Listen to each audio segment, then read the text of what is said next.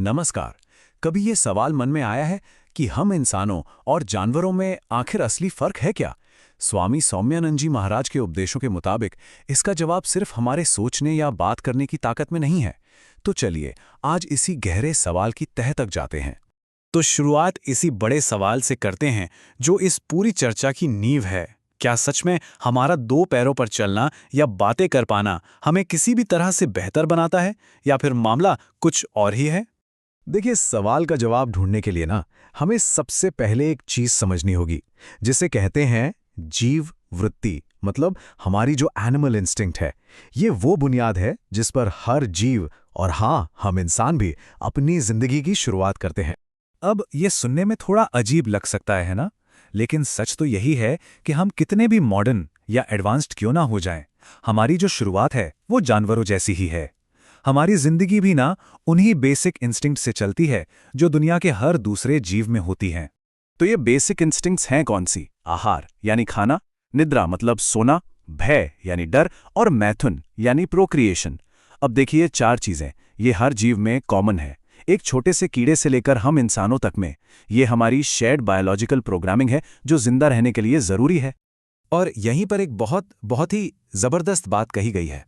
यदि जीवन इन्हीं तक सीमित है तो मानव पशु ही है। जरा सोचिए इस बारे में। अगर हमारी पूरी की पूरी जिंदगी बस इन्हीं चार कामों में निकल जाए, खाना, सोना, डरना और वंश बढ़ाना, तो फिर हम में और एक जानवर में फर्क ही क्या बचा? अच्छा, अब शायद मन में आए कि हमारे पास तो जबान है, हम सोच सकते हैं, कल्पना कर सकते हैं, ये तो हमें अलग बनाता है। लेकिन यहां एक और गहरी बात है।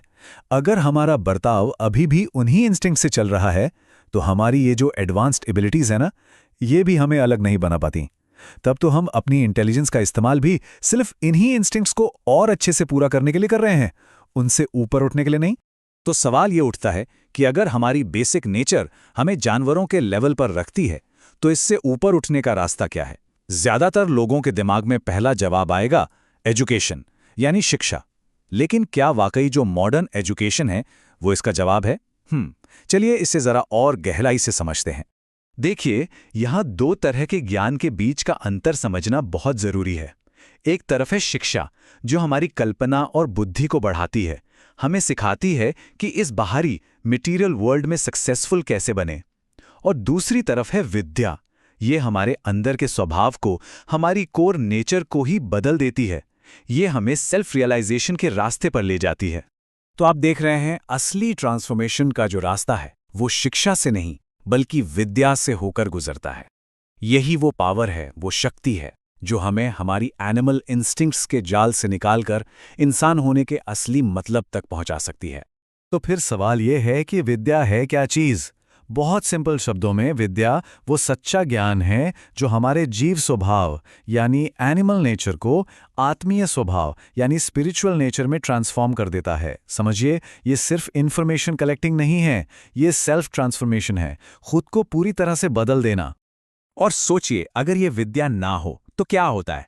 तब इंसान बस जन्म मृत्यु के साइकिल में फंसा रहता है, एक तरह की भेड़ चाल में। बस जो सब कर रहे हैं वही करता जाता है, बिना ये सोचे समझे कि वो असल में जा कहां रहा है, क्यों जा रहा है। ठीक है, तो विद्या जरूरी है, ये तो समझ आ गया, पर ये मिलेगी कैसे? इसका कोई प्रैक्टिकल मेथड भी तो होगा। बिल्कुल है। और यहीं पर धर्म की एक बहुत ही अलग, एक साइंटिफिक अंडरस्टैंडिंग हमारे सामने आती है। यहां धर्म का मतलब पूजा पाठ या रीति रिवाज नहीं है, बल्कि धर्म को एक विधि विज्ञान कहा गया है। मतलब एक प्रिसाइज साइंस, एक मेथोलॉजी। किस चीज की? मन को शुद्ध करने की, माइंड प्यूरिफिकेशन की। ये एक प्रैक्टिकल प्रोसेस है, कोई ब्लाइंड फेथ नहीं। और इसका मतलब ये भी हुआ कि जो संत महात्मा हैं या जो हमारे शास्त्र हैं, वो इसलिए नहीं है कि हम आंखें बंद करके बस उन्हें फॉलो करते रहें। नहीं, वो तो इस इनर साइंस की तरफ इशारा करने वाले साइन बोर्ड्स हैं, एक गाइड मैप की तरह। उनका काम है रास्ता दिखाना, चलना तो हमें खुद ही है। तो चलिए अब हम उस पूरे ब्लूप्रिंट को देखते हैं, उस पूरे रास्ते को समझते हैं जो ज्ञान से शुरू होता है और सेल्फ अवेकनिंग यानी मुक्ति तक जाता है। और ये कोई वेग रास्ता नहीं है, ये एक clear step by step process है। देखिए, ये रास्ता कितना लॉजिकल है। सबसे पहला स्टेप है विद्या, सही ज्ञान हासिल करना। जब सही ज्ञान मिलता है तो दूसरा स्टेप आता है बोध, उस ज्ञान की रियलाइजेशन, उसकी अनुभूति।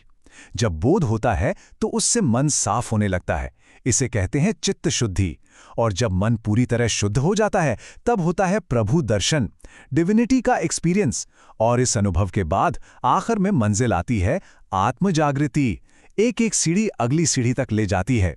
और इस पूरी यात्रा का, इस पूरे प्रोसेस का अल्टीमेट रिजल्ट क्या है? जन्म और मृत्यु का ये जो साइकिल चलता आ रहा है, उससे पूरी तरह आज़ादी, हमेशा के लिए मुक्ति। तो आखिर में एक सवाल हम सबको अपने आप से पूछना चाहिए, हम जिस भी रास्ते पर चल रहे हैं, क्या वो वाकई हमें हमारे बंधनों से, हमारी लिमिटेशन से आज़ाद कर रहा है, या फिर वो बस हमें उसी गोल गोल चक्कर में घुमाए जा रहा है? इस पर सोचना बहुत ज़रूरी है।